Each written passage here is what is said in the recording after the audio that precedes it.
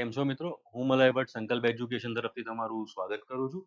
હવે મિત્રો આપણે બધાને ખ્યાલ જ છે કે ગુજરાત પંચાયત દ્વારા ડિપ્લોમા ઇલેક્ટ્રિકલ એન્જિનિયરિંગ માટે એડિશનલ આસિસ્ટન્ટ એન્જિનિયરની 200 વેકેન્સીની એડવર્ટાઇઝમેન્ટ આવેલી છે.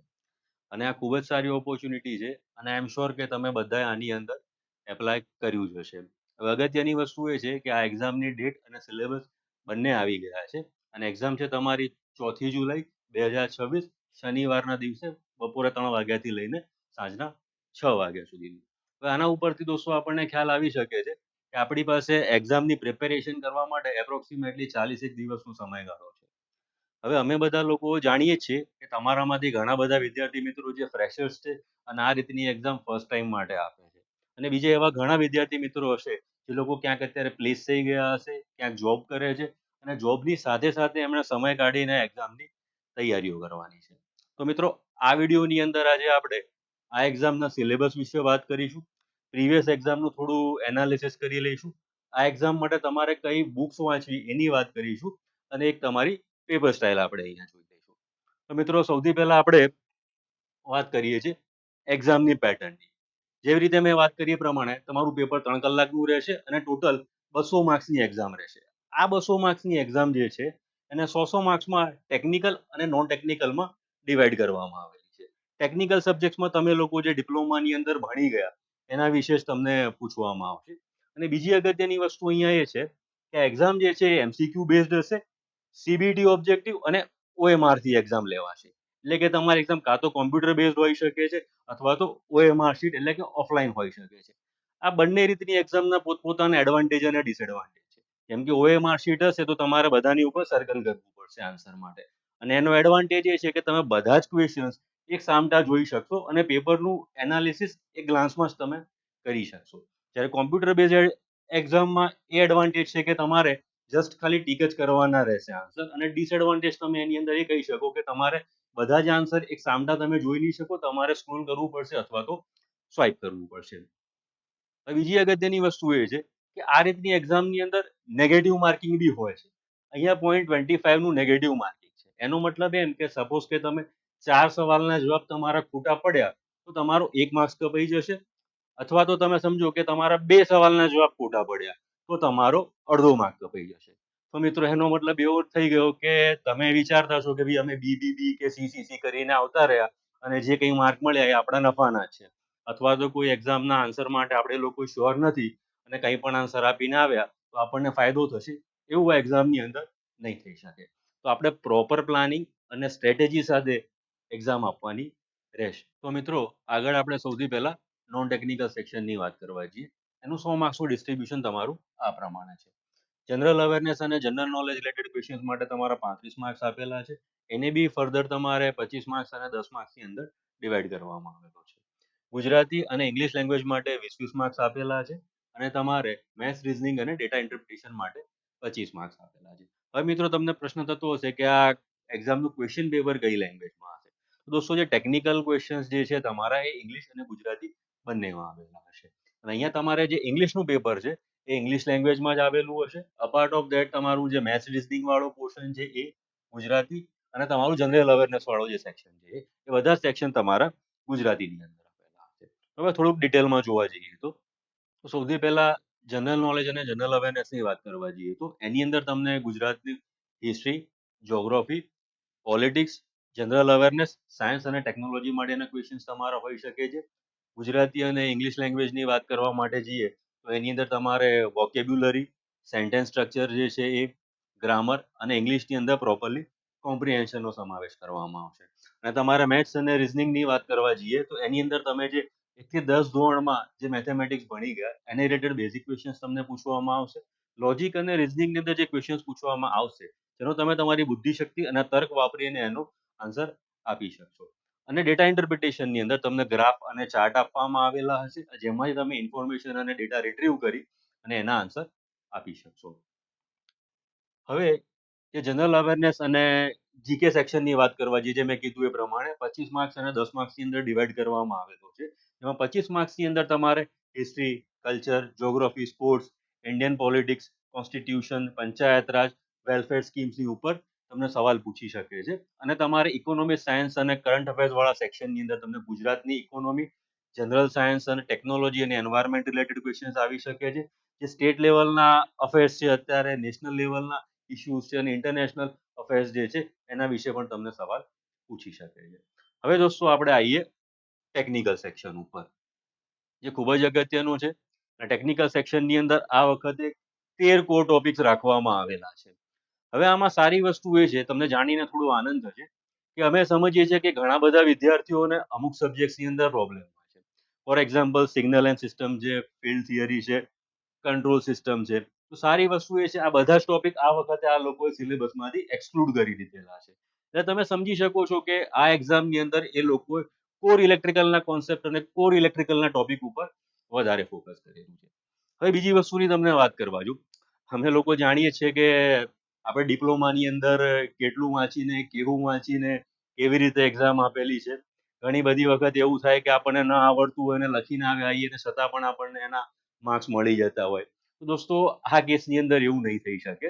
અહીંયા તમે સાચું લખેલું છે તો તમને પૂરા માર્ક્સ મળશે, અને ખોટું પડ્યું તો તમારા માર્ક્સ કપાઈ જશે અને નેગેટિવ માર્કિંગ થશે. અપાર્ટ ઓફ ધેટ તમને બીજી વાત કરવા માટે જઉં તો ઘણી વખત એવું થતું હોય છે, ઘણા સ્ટુડન્ટ ટોપિક જે છે કે અમુક સબ્જેક્ટ છે એને ઓપ્શનમાં કાઢી નાખતા હોય છે, કે ભાઈ આ તો આપણે ઓપ્શનમાં કાઢી નાખીશું, અથવા તો એવું વિચારતા હોય છે કે મારે ક્યાં 100% લાવવાના છે, તો ચિંતા છે એટલે હું અમુક વસ્તુઓ નહીં વાંચું. તો મિત્રો આ રીતની સ્ટ્રેટેજી છે જે અહીંયા કામે ન લાગી શકે. હું તમને સિમ્પલ એક્ઝામ્પલ આપવા માટે જઉં તો માનો કે અહીંયા આપણી પાસે ટોટલ 13 ટોપિક છે. માનો કોઈ વિદ્યાર્થીને અહીંયા પાવર ઇલેક્ટ્રોનિક્સ અને માઇક્રો કંટ્રોલરની અંદર કમ્ફર્ટેબલ નથી, તો વિચારે છે કે હું આ સબ્જેક્ટની પ્રિપેરેશન નહીં કરું અને બાકી બધું એ વાંચીને જાય છે. હવે યુઝ્યુઅલી કેવું થતું હોય છે કે જે અમારું એનાલિસિસ કહે છે કે આપણે કોઈ પણ પ્રકારની એક્ઝામ હોય ને એની અંદર 20 થી 30% નો પોર્શન એવો હોય છે જે કમ્પેરેટિવલી બીજા બધા પ્રશ્નો કરતા સહેલો હોય છે, જેના આન્સર તમે ફંડામેન્ટલી આપી શકો છો, અથવા તો એવું કહી શકાય કે એની અંદર ફંડામેન્ટલ ક્વેશ્ચન્સ પૂછવામાં આવેલા હોય છે. તો હવે દોસ્તો આમાં થાય કેવું કે માનો આ બે ટોપિકમાંથી તમારે સહેલા પ્રશ્નો પૂછાઈ ગયા, હવે એ તો આપણે વાંચ્યા નતા અને કર્યા નતા એટલે આવડવાના નથી, અને બાકીના બધામાંથી 5-7 ક્વેશ્ચન્સ તમને અઘરા પૂછી લીધા, જે આપણે ખોટા પડે છે. તો મતલબ કેવું થાય કે આપણે સહેલું કર્યું ના હોય અને અઘરું આવડે નહીં. તો આ રીતે આપણે કામ ન કરી શકીએ. તો મિત્રો સૌથી પહેલા હું તમને કહેવા માટે જઉં તો આપણે ટોપિક ઉપર ડિસ્કશન કરીએ છીએ. તો એમાં સૌથી પહેલા ઇલેક્ટ્રિકલ જનરેશન સિસ્ટમ. આની અંદર આપણે વિવિધ પ્રકારના પાવર પ્લાન્ટ વિશે તમને ક્વેશ્ચન પૂછી શકે છે. થર્મલ પાવર પ્લાન્ટ છે, ન્યુક્લિયર પાવર પ્લાન્ટ છે, હાઇડ્રો પાવર પ્લાન્ટ છે. A part of that wind અને સોલર એનર્જી વિશે પણ આપણને પૂછી શકે છે. બીજો ટોપિક છે તમારો ઇલેક્ટ્રિકલ સર્કિટ, જેની અંદર તમારે single phase, AC DC circuit, 3 phase circuit, Norton's અને થેવેનિન્સ થિયરમ જેવા સર્કિટ એન્ડ નેટવર્ક્સના ક્વેશ્ચન્સ પણ તમને આવી શકે છે. ત્રીજો સેક્શન છે તમારો મોટર એન્ડ ટ્રાન્સફોર્મર.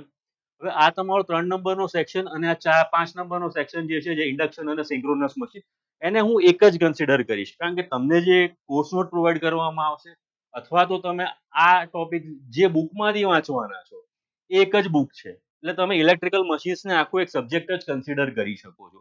તો એની અંદર તમારે single phase transformer, 3 phase transformer, auto transformer, સૌથી ઇમ્પોર્ટન્ટ વસ્તુ સીટી અને PT. A part of that તમે ડીસી મશીન્સ જેમાં મોટર અને generator, single phase induction motor, બીજી સૌથી અગત્યની વસ્તુ 3 ફેઝ ઇન્ડક્શન મોટર, અલ્ટરનેટર જે છે. આ સિવાય તમે જે સ્પેશિયલ મશીન્સ જેને કહેવા જઈએ, જેમાં યુનિવર્સલ મોટર આવે, પરમેનન્ટ મેગ્નેટ મોટર આવે, સ્ટેપર મોટર આવે, બીએલડીસી મોટર આવે, સર્વો મોટર આવે. આ બધાને રિલેટેડ તમને પ્રશ્નો પૂછવામાં આવી શકે છે. હવે આ ટોપિકની તો આપણે વાત કરી. ટ્રાન્સમિશન અને ડિસ્ટ્રીબ્યુશનની વાત કરવા માટે છીએ તો લાઇનના વિવિધ પેરામીટર્સ જેમ કે ઇન્ડક્ટન્સ, રેઝિસ્ટન્સ, કેપેસિટન્સ ઉપર આપણને ક્વેશ્ચન પૂછાઈ શકે છે. અપાર્ટ ઓફ ધેટ તમારે primary transmission distribution, secondary transmission distribution, substation, pole mounted substation, interconnected power સિસ્ટમને રિલેટેડ તમને ક્વેશ્ચન પૂછવામાં આવી શકે છે. હવે આવે છે પાવર ઇલેક્ટ્રોનિક્સ. તો એની અંદર તમારે થાઇરિસ્ટર, વિવિધ પ્રકારના સિલિકોન કંટ્રોલ રેક્ટિફાયર, ઇન્વર્ટર અને કન્વર્ટર રિગાર્ડિંગ તમને ક્વેશ્ચન પૂછવામાં આવી શકે છે. પછીનો ટોપિક છે માઇક્રો કંટ્રોલર એન્ડ એપ્લિકેશન. તો જે બેઝિક માઇક્રો કંટ્રોલર છે તમારું 8051, એનું આર્કિટેક્ચર, એના પેરિપેરલ્સ અને એનું મશીન લેવલના પ્રોગ્રામિંગ રિલેટેડ ક્વેશ્ચન તમને પૂછવામાં આવી શકે છે. હવે દોસ્તો જોઈએ ઇલેક્ટ્રિકલ એન્ડ ઇલેક્ટ્રોનિક્સ મેજરમેન્ટ. એ ખૂબ જ અગત્યની વસ્તુ છે. તમારા પ્રોફેશનલ કરિયરને ધ્યાનમાં રાખીને બી અને એક્ઝામ પોઈન્ટ ઓફ વ્યૂ પણ તમે જોવા જાઓ તો હવેનો ટાઈમ જે આર્ટિફિશિયલ ઇન્ટેલિજન્સ, મશીન લર્નિંગ કે IoT નું આપણે કહી શકીએ, એની અંદર જ્યારે ડેટાને ગેધર કરવો, એને સ્ટોર કરવું, એનું એનાલિસિસ કરી અને એનું આઉટપુટ આપવો, એ બધી જ વસ્તુઓ માટે તમારે કરંટ, વોલ્ટેજ, પાવર, એનર્જી બધી ક્વોન્ટિટીનું મેજરમેન્ટ ખૂબ જ જરૂરી છે. તો અહીંયા આપણે આ બધા માટેના જે વિવિધ મીટરો છે એના રિલેટેડ ક્વેશ્ચન્સ આપણને પૂછાઈ શકે છે. CRO ના ક્વેશ્ચન્સ પૂછાઈ શકે છે. મલ્ટીમીટર રિલેટેડ ક્વેશ્ચન્સ પણ આપણને અહીંયા એ લોકો પૂછી શકે છે. હવેનો ટોપિક છે renewable energy end power plants. જે પહેલો ટોપિક હતો સિમિલર એ જ રીતનો અહીંયા ટોપિક છે, પણ અહીંયા નોન કન્વેન્શનલ એનર્જી સોર્સિસ ઉપર આપણને ક્વેશ્ચન પૂછે છે, જેમાં વિન્ડ એનર્જી, સોલર ફોટોવોલ્ટિક સેલ છે, સ્મોલ અને માઇક્રો સ્કેલના હાઇડ્રો પ્રોજેક્ટ છે, બાયોમાસ અને ઇન્ટિગ્રેટેડ પાવર પ્લાન્ટ છે, એ માટેના ક્વેશ્ચન્સ આપણને પૂછાઈ શકે છે.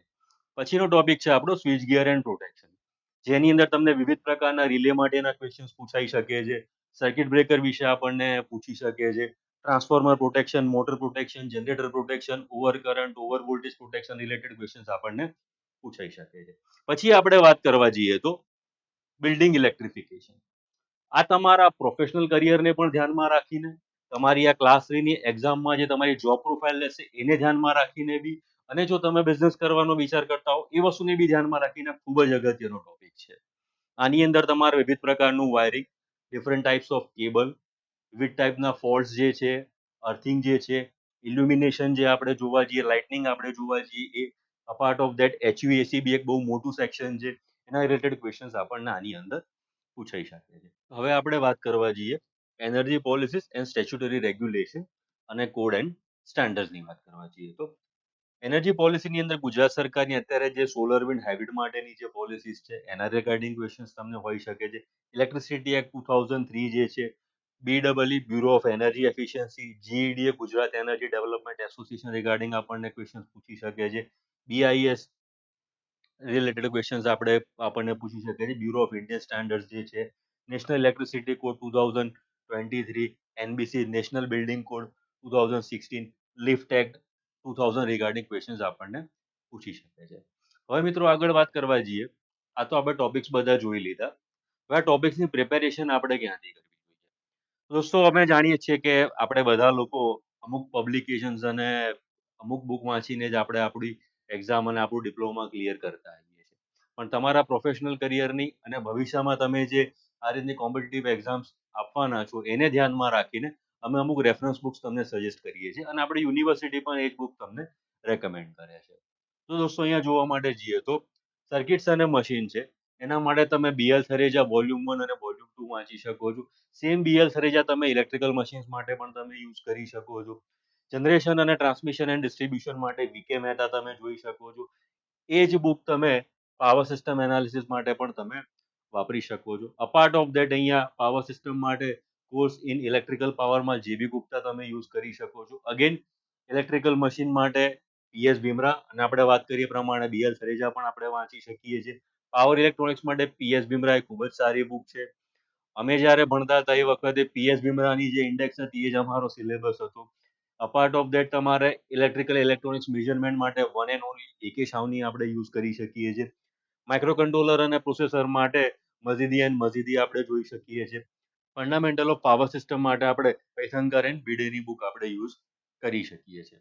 હવે દોસ્તો આપણે એનાલિસિસ કરવા જઈએ કે તમારા દરેકે દરેક ટોપિકનું શું વેટેજ હતું અને પ્રીવિયસ જે એક્ઝામ લેવાઈ ગઈ એમાં કયા કયા ક્વેશ્ચન્સ તમને પૂછવામાં આવેલા હતા. તો અહીંયા તમારું 100 માર્ક્સનું જે ટેકનિકલ સેક્શન છે એને 25-25 માર્કના 4 ભાગની અંદર ડિવાઈડ કરવામાં આવેલું છે. તમારા 1 થી 3 ટોપિક જે છે એ 25 માર્ક્સનું સેક્શનમાં આવે છે. તમારા 4, 5, 6 અને 7 ટોપિક છે. 4 ટોપિક તમારે 25 માર્ક્સ કવર કરે છે. અપાર્ટ ઓફ ધેટ તમારા 8, 9 અને 10 નંબરના ટોપિક છે એ 25 માર્ક્સનું વેટેજ કવર કરે છે. અને તમારા 11, 12 અને 13 જે છે એ અગેન તમારું 25 માર્ક્સનું વેટેજ કવર કરે છે. હવે આપણે લાસ્ટ ટાઈમની એક્ઝામની વાત કરવા માટે જઈએ તો માત્ર ને માત્ર ઇલેક્ટ્રિકલ મશીન્સમાંથી જ એ લોકોએ 16 માર્ક્સના ક્વેશ્ચન પૂછવામાં આવેલા હતા. એટલે કે તમારો 3જા નંબરનો ટોપિક અને 5મા નંબરનો ટોપિક એની અંદરથી લાસ્ટ ટાઈમ એ લોકોએ 15 થી 16 ક્વેશ્ચન્સ પૂછેલા હતા. મતલબ તમે સમજી શકો છો કે અહીંયા આ જે મશીન છે એ પહેલા 3 સેક્શનમાં છે, એટલે 25 માર્કવાળા સેક્શનમાં છે, અને સેમ તમારી બુક કે સેમ સિલેબસ સેમ સબ્જેક્ટ કહેવા જાઓ તો તમારે બીજા 25 માર્ક્સવાળા સેક્શનમાં બી આવે છે. મતલબ કે તમે એક બુક વાંચશો, એક સબ્જેક્ટ વાંચશો, તમે 2 સેક્શનની અંદર એના ક્વેશ્ચન તમારે આવી શકે છે. એવી જ રીતે હું તમને અહીંયા ઇલેક્ટ્રિકલ જનરેશન સિસ્ટમ અને નોન કન્વેશનલ એનર્જી સોર્સિસ ના પાવર પ્લાન્ટની વાત કરવા માટે જઉં તો એ પણ તમને બે અલગ અલગ સેક્શનમાં આપેલા છે. એના માટે પણ તમે ખાલી એક વીકે મહેતા એક જ સબ્જેક્ટની બુક વાંચીને તમે એના માટે પ્રિપેરેશન કરી શકો છો. હવે એની અંદર બી લાસ્ટ ટાઈમ 4 થી 5 ક્વેશ્ચન પૂછવામાં આવેલા હતા. આ વખતે ડેફિનેટલી વધારે ક્વેશ્ચન આવી શકે છે. અપાર્ટ ઓફ ધેટ તમારું ટ્રાન્સમિશન એન્ડ ડિસ્ટ્રીબ્યુશન અને સ્વિચ ગિયર પ્રોટેક્શન આ ટોપિકના લાસ્ટ ટાઈમની અંદર 17 ક્વેશ્ચન પૂછવામાં આપેલા હતા અને એ પણ અહીંયા અલગ અલગ સેક્શનમાં આપેલા છે. એટલે એમાંથી પણ તમને મેક્સિમમ ક્વેશ્ચન આવી શકે છે અને એના માટે પણ તમારે એક જ બુક રિફર કરવાની છે. હવે લાસ્ટ ટાઈમ તમારી જે એક્ઝામ થઈ હતી એની અંદરથી તમને જેમ વાત કરીએ પ્રમાણે કંટ્રોલ સિસ્ટમ છે, સિગ્નલ એન્ડ સિસ્ટમ છે, ફિલ્ડ થિયરી છે અને બેઝિક ઇલેક્ટ્રોનિક્સ છે, આ બધા ટોપિક્સ એલિમિનેટ કરી દેવામાં આવેલા છે આ વખતે. તો એના ક્વેશ્ચન્સ બી એ લોકો આ બધા ટોપિક્સની અંદર ડિવાઈડ કરી શકે છે. પાવર ઇલેક્ટ્રોનિક્સની અંદર લાસ્ટ ટાઈમ ખાલી 2 ક્વેશ્ચન્સ પૂછવામાં આવેલા હતા. અહીંયા એની અંદરથી તમારે વધારે ક્વેશ્ચન્સ આવી શકે છે એની અંદર. અપાર્ટ ઓફ ધેટ જે સર્કિટ થિયરી છે, લાસ્ટ ટાઈમ બેઝિક ઇલેક્ટ્રોનિક્સ અને સીએન ની અંદરથી તમારે 6 અને 7 એમ કરીને 13 ક્વેશ્ચન્સ પૂછવામાં આવેલા હતા. તો અહીંયા એ આખા બે ટોપિક એક જ ટોપિકની અંદર કવર કરીને તમને આપેલા છે. તો તમે સમજી શકો છો કે એમાંથી પણ તમને ઘણા પ્રશ્નો પૂછાઈ શકે છે. એવી જ રીતે એનર્જી પોલિસી, સ્ટેચ્યુટરી રેગ્યુલેશન અને કોડ એન્ડ સ્ટેન્ડર્ડમાંથી લાસ્ટ ટાઈમ માત્ર 2 ક્વેશ્ચન્સ આવેલા હતા. પણ અહીંયા આ 3 માટેનો સેપરેટ ટોપિક આપેલો, સેપરેટ વેટેજ આપેલું છે 25 માર્ક્સનું. તો અહીંયાથી પણ તમને વધારે ક્વેશ્ચન્સ આવી શકે છે. ઇલેક્ટ્રિકલ ઇલેક્ટ્રોનિક્સ મેજરમેન્ટમાંથી 4 થી 5 ક્વેશ્ચન્સ લાસ્ટ ટાઈમ આવેલા હતા. તો આ રીતે તમે સ્ટ્રેટેજી અને પ્લાનિંગ બનાવીને આ એક્ઝામની પ્રિપેરેશન કરી શકો છો. તો દોસ્તો રાહ જોયા વગર તમે આ એક્ઝામની પ્રિપેરેશન કરવાની સ્ટાર્ટ કરી દો. આ એક્ઝામને ક્રેક કરવાની જર્નીમાં સંકલ્પ એકેડમી તમારી સાથે જ છે. અમારા અનુભવી ફેકલ્ટી મેમ્બર્સ તમને કોર્સ અને સબ્જેક્ટ પ્રિપેર કરાવડાવશે. દરેક સબ્જેક્ટ અને ટોપિકનું મટીરિયલ તમારી જોડે શેર કરવામાં આવશે અને રિગાર્ડિંગ પીડીએફ ને પણ તમને શેર કરી દેવામાં આવશે. મોક ટેસ્ટના પેપર બી તમને લોકોને આપવામાં આવશે. સંકલ્પ એકેડમીને એજ્યુકેશન ફિલ્ડની અંદર 15 વર્ષથી વધારેનો અનુભવ છે. 20,000 કરતા વધારે છોકરાઓ સંકલ્પ એકેડમી સાથે સંકળાયેલા છે અને 2,000 કરતા વધારે છોકરાઓ અત્યારે ગવર્મેન્ટની અંદર ઓલરેડી પ્લેસ છે. તમે આ એક્ઝામને રિલેટેડ વધારે માહિતી માટે અમારી વેબસાઇટ તમે જોઈ શકો છો. આ ફોન નંબર ઉપર તમે અમને કોલ પણ કરી શકો છો. પ્લીઝ આ વિડીયોને લાઇક અને સબસ્ક્રાઇબ કરી લેજો. વધારે ડિટેલ્સ તમને ડિસ્ક્રિપ્શનમાં બી આપેલી છે. અપાર્ટ ઓફ ધેટ તમને અમારી વેબસાઇટ ઉપરથી બી મળી શકશે. દોસ્તો રજા લઉં, ફરી મળીશું આપણે. Thank you very much.